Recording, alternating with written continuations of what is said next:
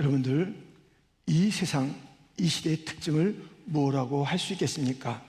데살로니가전서 4장 13절에 보면 소망 없는 다른 이와 같이 슬퍼하지 않게 하려 함이라. 지금 이 시대는 소망이 없는 시대예요. 소망이, 다른 말로 절망이 있는 시대입니다. 그러한 시대 속에서 사람들은 슬퍼하며 산다는 것입니다. 다시 회복될 소망이 없습니다. 끝났습니다. 난 더 이상 안 돼 하면서 우리가 그런 얘기를 듣기도 하고 하기도 하고 스스로 되뇌이는 것입니다. 나는 더 이상 소망이 없다, 나는 망했다 하면서 아주 살소망이 없다 하면서 극단적인 일을 벌인 자들이 있지 않습니까? 그러니 코비드-19 보다 더 무서운 바이러스, 그 전염병은요, 절망이에요. 절망보다 무서운 게 없어요. 절망하면 그건 어떻게 할 수가 없어요. 자기가 절망하는 거예요. 희망이 없다, 소망이 없다면서 낙심하고 있는 거예요. 이건 너무나도 엄청난 일입니다. 그것은 또 바이러스 같이 막 퍼지기도 하면서 식구들에게도 또 주변의 모든 사람들에게도 절망의 절망. 이것이 이 시대의 특징입니다. 그런데요, 오늘 본문에 놀라운 말씀이 있습니다. 이 소망이 없는 시대 가운데 놀라운 말씀이 있습니다. 한 비밀에 대한 이야기입니다. 제가 다시 26절부터 읽으면 이 비밀은 만세와 만대로부터 감추어졌던 것인데 이제는 그의 성도들에게 나타났고, 27절 같이 읽겠습니다. 하나님이 그들로 하여금 이 비밀이 영광이 이방인 가운데 얼마나 풍성한지를 알게 하려 하심이라. 비밀이 하나 있다는 거예요. 비밀이요, 만세와 만대로부터 영원조부터 감춰졌던 비밀이 이제는 성도들에게 나타났습니다. 그리고 모든 이방인들 가운데도 그것이 풍성하게 알려져야 될 그 비밀이 있다는 것이에요.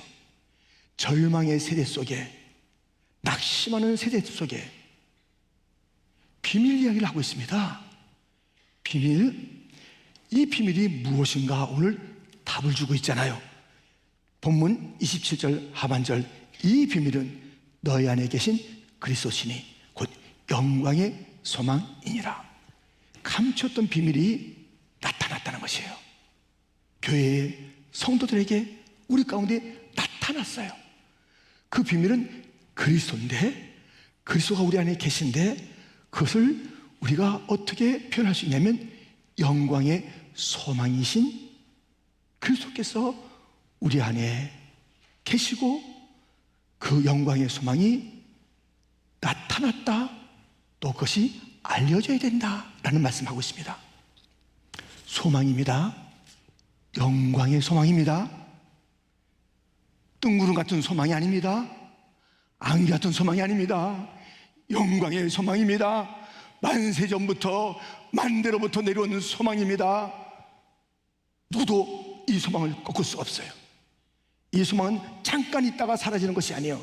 그냥 기대봤는데 혹시나 했는데 역시나 일세, 이런 류의 소망이 아닙니다. 예수님은 영광의 소망이세요. 예수님은 영광의, 그냥 소망이 아니라 영광의 소망이에요. 영광의 소망, 영광스러운 소망이에요.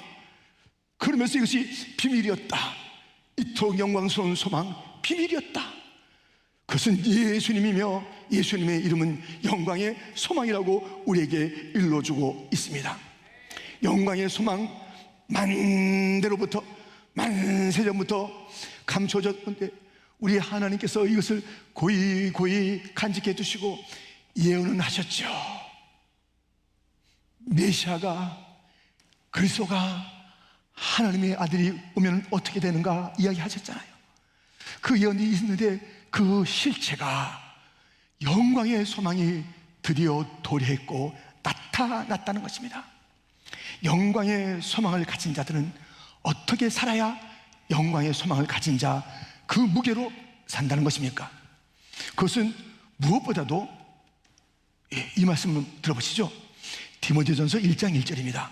우리 구주 하나님과 우리의 소망이신 그리스도 예수의 명령을 따라 그리스도 예수의 사도된 바울은 우리의 소망이신 그리스도 예수의 명령을 따라.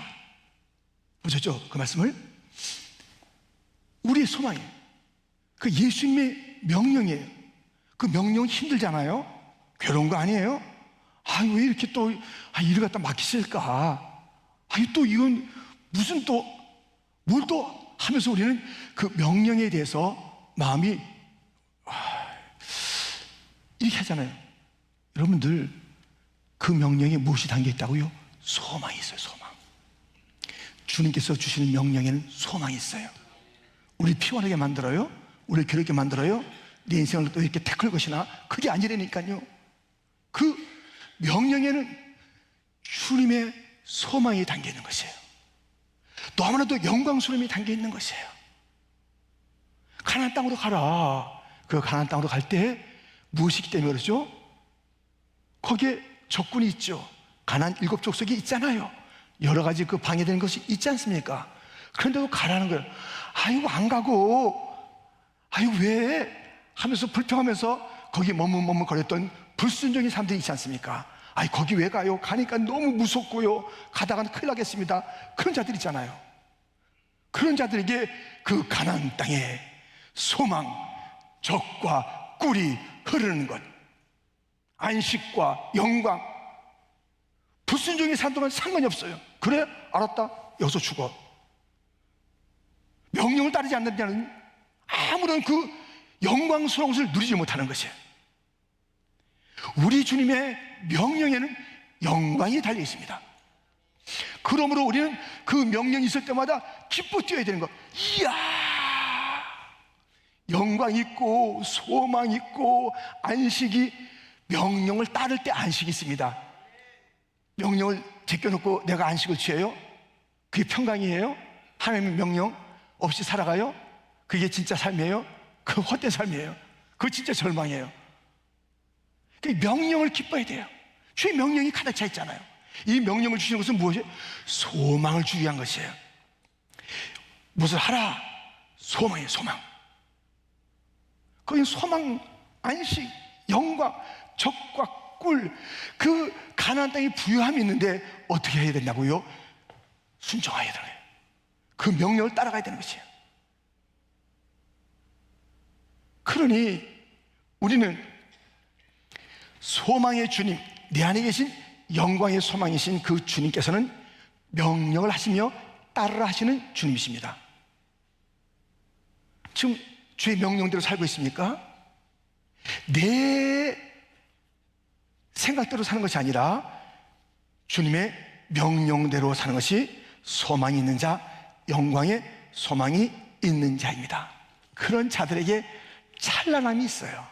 그런 자들에게 승리가 있는 것입니다. 이름이 영광의 소망이라니까요. 우리 예수님의 이름이 영광의 소망이세요. 그분을 우리가 모시고 있다면 그분 뜻대로 명령대로 살라는 것이에요. 그 영광의 소망이 만세 전부터 준비된 영광의 소망의 그 실체가 얼마나 멋있겠습니까? 얼마나 위대하겠습니까? 얼마나 부유하겠습니까? 왜 이 길을 안 가냐고요? 왜 죄의 명령을 따른 일에 주저주저하냐고요? 왜 주판을 튕기듯이 계산하고 있냐고요? 이거 하면 내가 피곤할 것이고 이렇게 하면 뭐하고 저거 하는 게 더 낫겠고. 여러분들 그렇게 사는 게 아니에요. 주의 명령이 있으면 좌로 우로 좌고 우면 하는 게 아니에요. 딱 주의 명령 따라서 내가 더 잘 이해해야 되지. 어떤 말씀이십니까? 예. 제가 이것을 더디하겠다라고 하는 것이 아니라 잘 이해하고 가겠습니다. 예. 분명하군요. 주님의 말씀은 분명해요. 내가 잘 못 알아들었을 뿐이지. 그러니까 혹시 못 알아들었다면 주님, 주의 명령은 분명하고 주님께서 말씀하실 때 웅얼웅얼 하셨겠습니까? 분명히 말씀하셨을 텐데 제가 잘 이해하고 싶습니다. 다시 한번 잘 그 말씀을 들으면서 딱 방향으로 가야지 소망이 있는 사람이에요. 절망으로 사시겠습니까? 명령을 저버리세요. 광야에서 죽고 싶습니까? 명령을 저버리세요. 난 내 마음대로 산다. 그 땅 가는 거 싫다. 그 일 하는 거 싫다. 난 함께 하지 않겠다. 그래? 네 손대로 해주겠다. 영광이 있는, 소망이 있는 가나안 땅과는 상관이 없는 인생이 되는 거예요. 여호수아와 갈렙만이 믿음을 가지고 간 것입니다.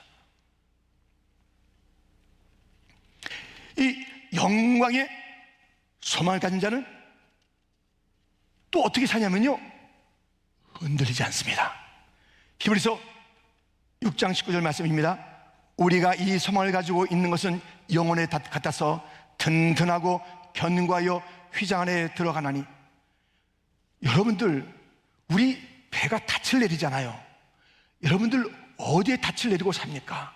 어디에 딱 내가 이렇게 닻을 내리고 있어야 안전합니까? 내 육신이요? 건강 흔들리는 거 아시죠? 하루아침에 허물어지더라니까요.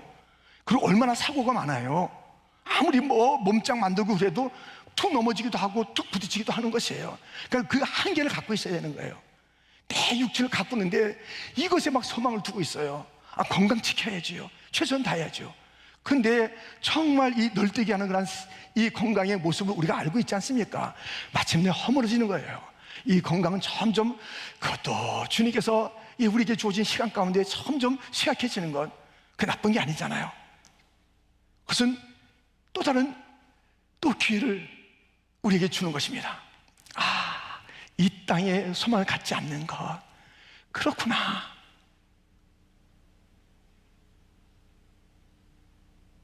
겉사람은 후패하나 속사람은 날로 새롭구나.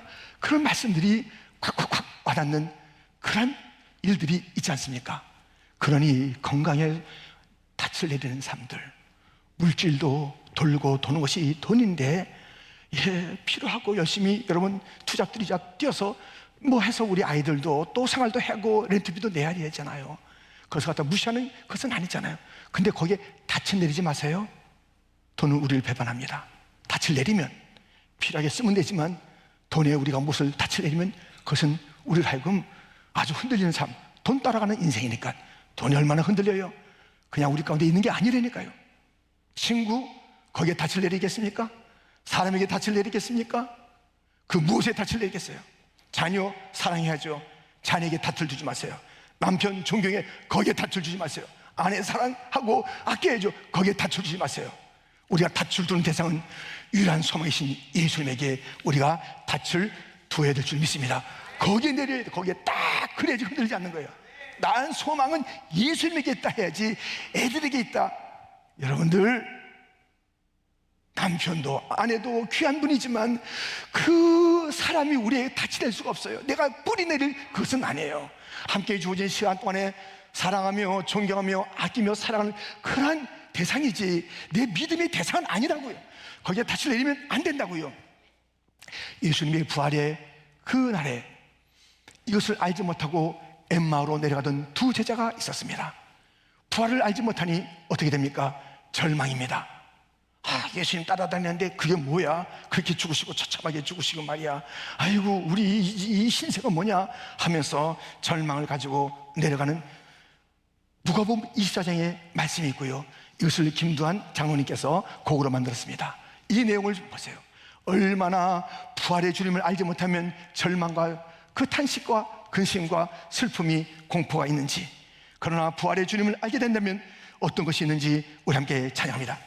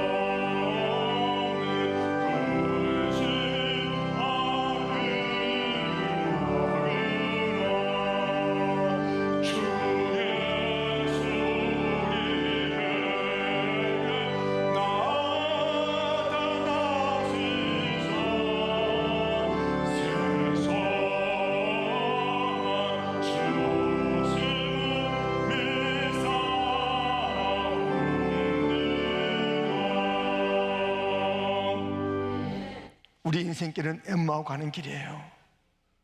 절망하며 가는 길입니다. 슬퍼하며 가는 길입니다. 근심하며 가는 길입니다. 왜? 무엇을 모르기에? 부활하신 예수님을 모르기 때문에. 예수님은 부활하셨다니까요. 부활하셨는데 그것을 모르는 거예요. 부활하신 예수님이 타고 오셔서 같이 얘기하는데도 얘기 모르는 거예요. 나중에 그들의 눈이 밝아져서 주님을 발견하고 그들이 다시 방향을 돌켰습니다. 부활의 주님을 알지 못하니 소망이 절망이 되고 흔들리고 든든한 삶이 아니라 그냥 부평초같이 막 흔들리는 거예요. 휘장 가운데로 들어가야 되는 거예요. 예배 가운데로 들어가야 되는 거예요. 사명 가운데로 들어가야 되는 거예요. 주님께로 말씀 가운데로 들어가야 돼요. 기도의 자리로 들어가야 되는 거예요. 그런데 부활의 주님을 모르니까요, 그 일을 안 하는 것입니다. 부활의 주님을 만나셨습니까? 그럼 우리가 든든히 서 있어야 돼요. 그분에게 소망을 두었습니까? 흔들리지 말아야 되는 거예요. 엠마의 길에서 돌이켜서 다시 예루살렘의 그 자리로 가야 되는 것입니다. 예배의 자리로 가야 되는 것입니다. 여러분들, 부활하신 예수님을 믿습니까? 여러분의 소망은 든든한 탓을 내리는 것입니다. 흔들리지 마세요. 흔들리지 마세요. 너무나도 놀라운 그러한 탓을 부활하신 예수님께 두고 사는 것이에요.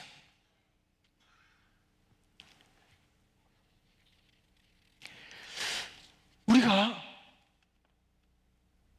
영광의 복음을 가지고 산다는 것은 또 무엇이냐면 재림의 주님을 잘 기다리는 것입니다.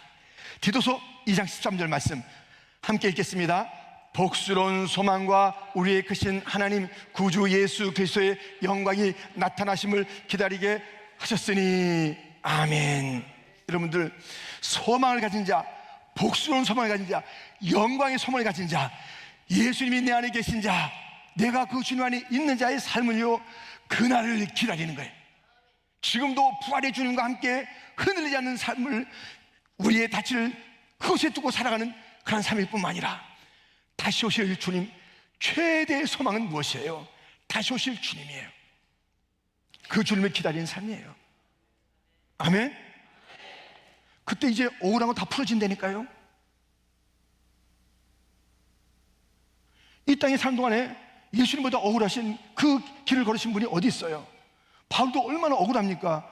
아니, 자기의 모든 걸 다 버려두고 예수님 증거하는 가는데 가다가 뭐 그냥 먹는 것이 많고 또 쉬는 것이 많고 하는 게 계속 어려움이 있는 것이에요. 얼마나 억울하겠습니까?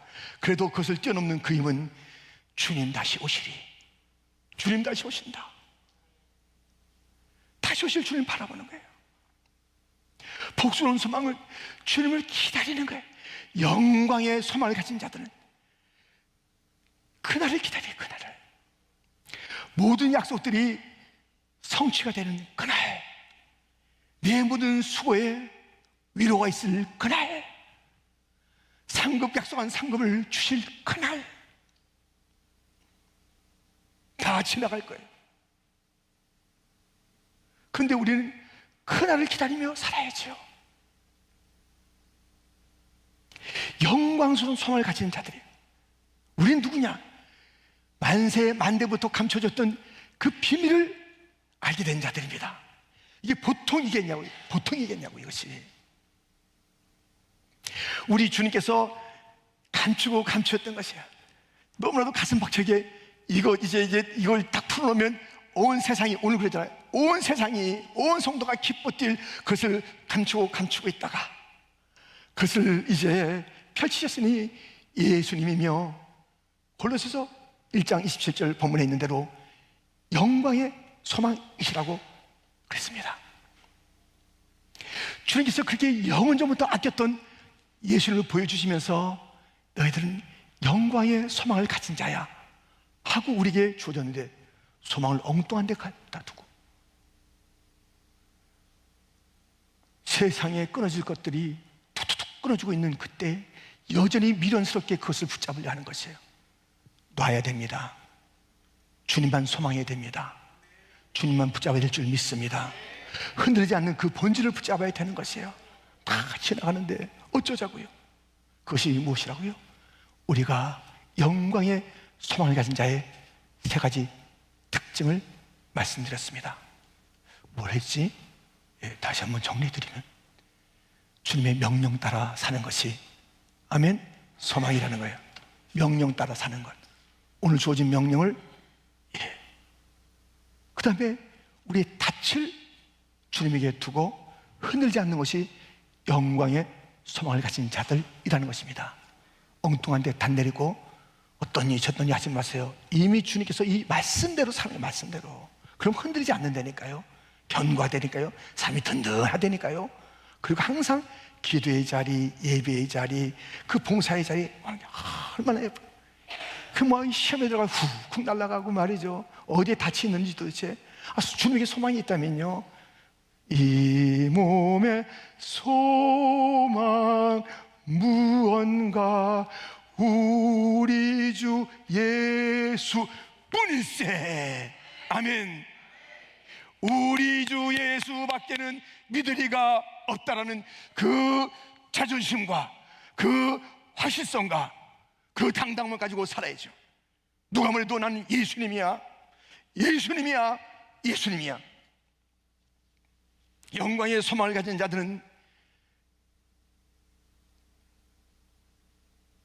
소망 없는 자같이 슬퍼하며 사는 것이 아니에요. 맨 처음에 제가 말씀을 들었을 때 슬퍼한다, 소망이 없는 자들의 모습이잖아요. 그것은 재림 신앙이 없기 때문에, 재림 소망이 없기 때문에 데살로니가전서 4장에서 야, 왜 너희들은 그렇게 슬퍼하냐? 왜 소망이 없는 자처럼 사냐? 주님 다시 오시는데 하나님의 나팔 소리가 있을 그때에 우리 구원받은 택한 자들은 다 불러 모아서 저 영원한 곳간에 드릴 텐데 우리에게는 소망이 있지 않느냐? 그래, 위로하라는 게, 우린 영광의 소망이 있습니다. 우린 영광의 소망이 있습니다. 그것이 우리의 위로의 내용인 것이에요.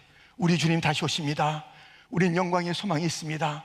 만세전에 그렇게 감췄던 그것이 이제 나타났습니다. 나는 그 소망 따라 삽니다. 곧 말씀 따라 삽니다. 나는 흔들리지 않습니다. 소망이 예수님께 있기 때문입니다. 나는 그날을 기다립니다.